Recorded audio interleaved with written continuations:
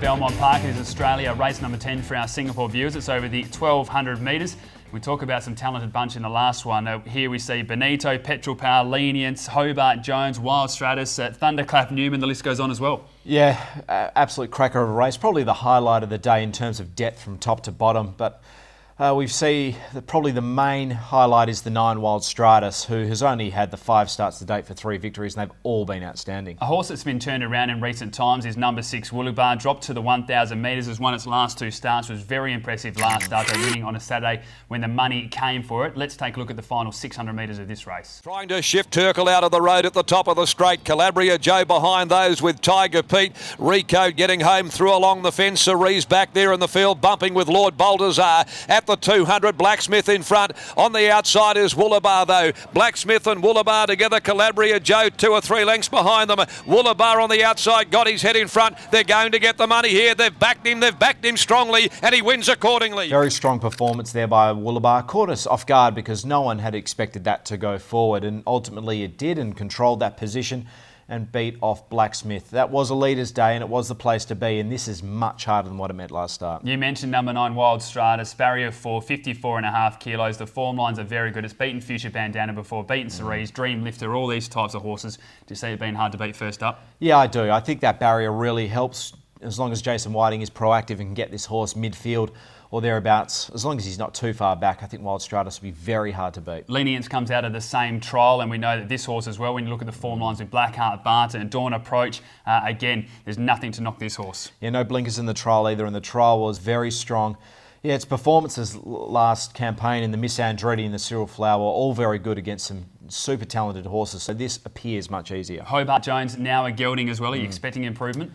I think up to the 1200's the key here. Last start was held up a little bit and really couldn't get into his rhythm. So drawn nicely here, the 1200 should really improve. Let's take a look at selections then for race number 5. I'm going to be tipping number 9 Wild Stratus from number 5 Lenience, number 4 in Petrol Power, and number 7 Hobart Jones. I'm 4 Petrol Power on top. I think it'll get the run of the race from number 9 Wild Stratus, the 7 Hobart Jones, and number 5 Lenience. Race number 6 at Belmont Park is Australia, race number 12 for our Singapore viewers. It's over the 1200 metres, and Ian, again, there's a few speedy horses in this race. I like a Blacksmith, which will want to go forward, and then a few that'll be running on strongly. Yeah, look, it's plenty of speed in the top end, which should enable some swoopers to get into the race. Horses like Capanda, Terrorise and Born to Love. So perhaps those gallopers will really benefit from that. But outside of that, there's a lot of good chances in this race. Capanda looked as though it was going to loom and win last start. Just couldn't quite get in front. Let's take a look at the final 600. He drops out. Paris Dream well back. Lunar Express, Ken's a star at the 300 metre mark, and Phantom Choice in front. On the outside, starting to close the margin though, is the High Road, and now down the outside, Capanda, Rattlehead with their runs from Dangerous Game. Phantom Choice, Rattlehead, Capanda have come together. Capanda, Rattlehead, Phantom Choice in a 3-way tussle to the line. Phantom Choice kicking on the inside of Rattlehead. Phantom Choice. Yeah, another solid performance by Capanda, but I couldn't help but feel it was disappointing given the run it had. But in hindsight, we've seen Rattlehead win from that race, win a Saturday. So certainly, if it can get into a 3-wide line or can run on from back in the field, Capanda will be hard to beat. Another of David Harrison's that certainly has some good form lines is Terrorise. You look behind What a Plan, Hazabil, Nalakai and Ricky Tikitavi, and then you get the added bonus as well with Paul Harvey taking the ride. That's right. Last start it was caught 3 wide without cover, so that's not likely to happen from that barrier.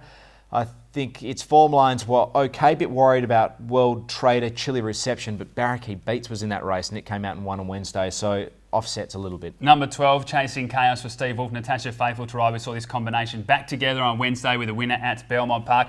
The form lines here, beaten by Spiritualised, Rule to Win and Born Supremacy, and also meets Capanda 2 kilos better for only a half-length defeater when they met on the 2nd of May as well. So I think there's a lot of boxes ticked for Chasing Chaos. I'm going bananas about Chasing Chaos. I really like it. I think it's drawn so well. Look, Natasha Faithful, she's riding very well at the moment for limited opportunities, and I just think it gets the right barrier here, has the right form lines. I think it's the one to beat. Well, let's take a look at selections then, and I am going to be tipping number 12, Chasing Chaos, from number 7, Capanda, number 8, Terrorise, and number 6, Supposition. I'm with you, 12, Chasing Chaos on top from 7, Capanda, 8, Terrorise, and number 10, Rancho Man. Race number 7 at Belmont Park. It is Australia race number 13 for our Singapore viewers. It's over the 1,650 metres. And Ian, this is a race that took all of my time. I found them very hard to separate. Yeah, look, there's a lot of challenging form assessments to make in this race, but of course the one Red Aura will probably be the people's horse in this event, but it is up in weight, it's up in distance. We've seen a few horses in recent times fail when that's happened. There's a few coming through that are just so well weighted. I speak of horses like Coming Back and the 10 Military Ruler, and it's just a matter of whether they're up to the task. A lot of them have gone head-to-head in recent times as well. Last start, Oakhurst Fly was an impressive winner, beating Zarance by 2 lengths, which you put on top a little bit earlier in the day. So let's take a look at that victory now. In front, from on the outside, second Oakhurst Flyer about to lay down the gauntlet. Here comes Zarance winding up, need a lift further back, makes ground, spin to wheels, battling away on the fence. Oakhurst Flyer levelled up to Fath Noxious, down past the 150. Oakhurst Flyer now gets the better of Fath Noxious. Zarance runs on, but Oakhurst Flyer comes away under the soft hands of Lucy Warwick, and Oakhurst Flyer beats Zarance. They cruised to a 2-length victory there, Oakhurst Flyer, and really, we've been saying at the first 2 runs, that query about the 58 kilograms in that range when Oakhurst Flyer's best runs had always been around the 54 range. So went down to that weight, won easily, but it was also a brilliant ride by Lucy Warwick. In strong winds, she found shelter and got the job done. You mentioned the people's horse. It'll be red jackets on course everywhere for number 1, Red Aura. Dan Morton trained, Jerry Noskett rides. An impressive winner last start.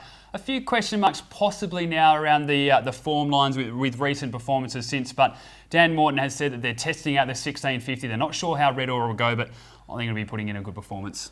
Yeah, I'm torn, really, because on raw ability, this horse, I think, is head and shoulders above the rest. But they certainly are testing it, going up in weight and up in distance. I think this horse has the ability to stamp its class by winning this race. Horse number 8, Coming Back, carries just the 52 kilos. He was only beaten 0.8 lengths by Racing Dubai last start and gets a 4.5 kilo swing for this. It meets so many horses better in the weights. If it gets a nice run, I think Coming Back is going to be very hard to beat. Yeah, it's all about where it positions in the run. If this horse gets a great run in transit, it will be incredibly hard to beat with that weight. I was so tempted to put it on top, but ultimately I lacked the conviction. I'm hoping you've done the same. Number 10, Military Ruler for Darren McAuliffe, William Pite to ride, just the 54 kilos. This horse is so honest. There's only been one run that I think you could say has been disappointing, and even last start, first up over the 1,600 metres on a soft track as well, only lost by a half length. Yeah, and it drops another 2.5 kilograms here, has won second up. Drawn really nicely with William Pike on board. There's only one direction this horse can go. Let's take a look at selection. I've decided to go with number 8, Coming Back, from number 4, Oakhurst Flyer, number 1, Red Aura, and number 10, Military Ruler. I have the same 4 as you. I just lacked your conviction. I'm 1, Red Aura, from 8, Coming Back, the 4, Oakhurst Flyer, and number 10, Military Ruler. Race number 8 at Belmont Park is Australia. Race number 14, it's over the 1,650 metres. And some impressive winners last start. I speak of Paris of Troy and Faux Shizzle, who both went out in front and couldn't be caught. They were super, the both of them, but we must be realistic. It was a leaders' day. They were both the only leaders in the race, and they really got it cushy up front. So it gets a lot harder here, but they have both drawn reasonably well and are reasonably well weighted. Well, let's take a look at the winner, Paris of Troy, last start. Carried the 56 kilos. You were very bullish of this horse here on box seat and was able to salute. The bend, and Paris of Troy headed for home. It's Paris of Troy 2 clear. Here comes Grey Enigma. Pulled to the outside with his run, but Paris of Troy's got a great kick at the 200. Paris of Troy shown the persuader. Nicely clear from Grey Enigma. Nullakai is battling away, but it's Paris of Troy down with 100 left to go, in no danger. All the way for Paris of Troy. He's blitzed them from Grey Enigma. Nullakai third. 2 lengths. Yeah, demolished Grey Enigma in the end, winning by 2.5 lengths. But as I said, the conditions certainly did suit, and it won't get a lead like that here. There's a lot of speed drawn out wide, and ultimately, at the end of the day, the sectional times of Faux Shizzle rated a lot higher than Paris of Troy. Well, Faux Shizzle was given a freshen up for that race, and you could see that over the 1,400 metres. Now goes to the 1,650, which is the ideal distance for this horse. Carries a 56.5, so it'll be interesting to see how Faux Shizzle goes. Yeah, well, Hashtag was the barometer midweek, and it really didn't have a lot of luck, so we're a bit clueless as to where those form lines sit. But as I mentioned, the sectionals were very strong. And I think actually having drawn wider than Paris of Troy enables Faux Shizzle to get across. Number 4, Excellently, has been in some really good form. Carries just the 56 kilos with a claim to Emma Sten. Are you expecting that form to continue? I am. I think it's really well weighted here. And we look at the last run where it lost to Street Bandit only by a length. It's superiorly weighted than others from that race. And we go to that first up run behind Akkad Asset. I still can't get that out of my mind. And I think this horse can cross and lead and win. Number 7, Vital Edition, I think is one that we should expect a lot of improvement from. Jordan Turner to ride, so the 57 kilos. I think the one fact that we should need to look at now is this horse cannot run 2,000 metres plus. It's had a few chances. It's disappointed. It's back to its ideal distance. And now the bar plates have come off. So there's another positive. So barrier 1. Maybe a bit awkward because it does get back, but you'd like to think at its best form would be hard to beat. Top of the Wazza, hates to win but loves to loom up. Hasn't drawn great on this occasion, but those recent form lines around Dancing Express, Top Show and Star Bay can't be ignored. Yeah, that's right. Look, this horse is almost, you cannot tip it on top, but it has to be thereabouts.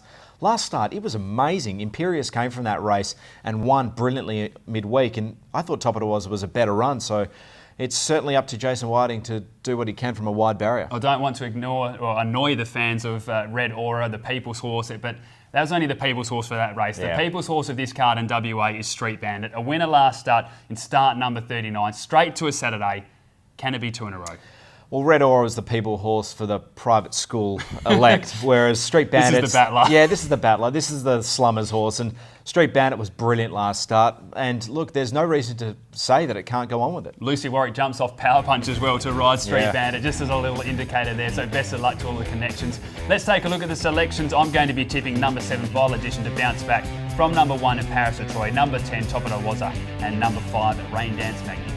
The 4 excellently on top from 3 Faux Shizzle, number 10 Top of the Wazza, and the 13 Power Punch. Well, that brings us to the end of another edition of Box Seat, so it's time now to take a look at the best bets. I'm going to be tipping race 1, number 1 Senso, and race 2, number 2 Loopy's Lady. So it may be a good day early. If it's not, I might need your best bets to kick in. I totally agree with your bets there. I can vouch for those as well, but I'm race 3, number 1 Zorant, and race 6, number 12 Chasing Chaos. As we always say, you can follow us on social media at Perth Racing on Twitter. You can have a look at our Facebook and Instagram pages as well. And of course, perthracing.com.au. Plenty of events coming up on the website and your stories as well that'll be there. What's a headline that we might be able to look forward to on the weekend? Street Bandit wins by 5 lengths. Oh, Street Bandit, the People's Horse, going to make it 2 in a row. On behalf of both us, we hope you found you a few winners. We'll be back again on Wednesday with another edition of Box Seat.